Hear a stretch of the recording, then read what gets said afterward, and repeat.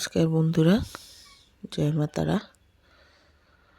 সবাই কেমন আছো? আশা করি ভালো আছো। দেবশ্রী ব্লগে সবাইকে স্বাগত। দেখো গো, আজকে কিছু শেয়ার করতে তোমাদের সামনে চলে আসলাম।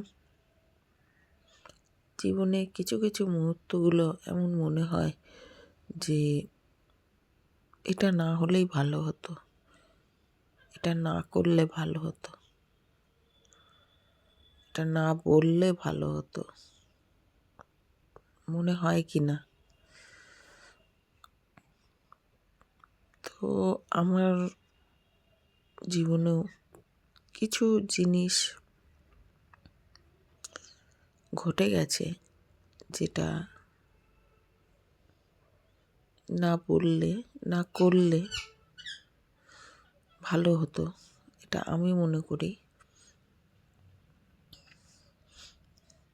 তো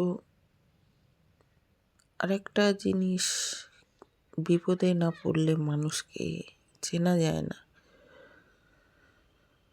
সব থেকে একটা জিনিস দেখবে, তোমার যখন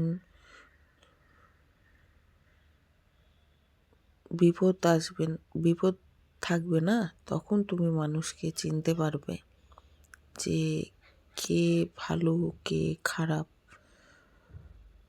কে তোমার পাশে আছে কে তোমার পাশে নেই। তো এমনই কিছু মানুষ আমার জীবনেও এসেছিল, যেটা কোনোদিন ভাবতে পারিনি যে তারা এইভাবে সঙ্গটা ছেড়ে দেবে। তো যাই হোক, যে যেখানেই থাকুক, ভালো থাকুক, সুস্থ থাকুক। তার জন্য আগে খুব কষ্ট হতো, কিন্তু এখন আর অতটা কষ্ট লাগে না। কেননা অভ্যেস মানুষকে অনেক কিছু সহ্য ক্ষমতা দিয়ে দেয়। তো যাই হোক, জীবনের প্রতিটা মুহূর্ত, প্রতিটা মিনিট, প্রতিটা সেকেন্ড আমাকে শিক্ষা দিয়ে দিয়েছে যে কিভাবে চলতে হয়, কিভাবে বলতে হয়, কিভাবে থাকতে হয়। তো আর এই যে এনাকে দেখছো, আমার মা তারা, ইনি না থাকলে হয়তো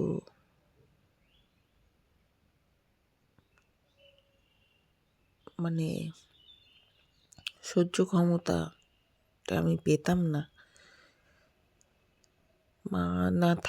মা ছাড়া আমার সারা বিশ্ব অন্ধকার। তো এনার জন্যই অনেক কিছু শিখতে পেরেছি। ইনি চোখে আঙুল দিয়ে দেখিয়ে দিয়েছে যে কিভাবে মানুষকে চিনতে লাগে। তো এখন আর অতটা কষ্ট হয় না। কেউ মন ভাঙলে, কেউ মনে আঘাত দিলে এতটা কষ্ট হয় না, কেন অভ্যেসটা হয়ে গেছে। আর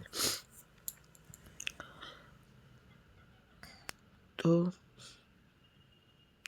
কি বলবো, ভাষা খুঁজে পাচ্ছি না আমি। তো চলো, আজকের মতন এখানেই রাখি। অনেক কথা, অনেক কিছু বললাম তোমাদের। জানি না কার ভালো লাগছে, কার খারাপ লাগছে। তো যদি ভালো লাগে অবশ্যই লাইক, কমেন্ট, শেয়ার করে পাশে থেকো বন্ধুরা। কিছুটা মনের কথা তোমাদের সাথে শেয়ার করলাম।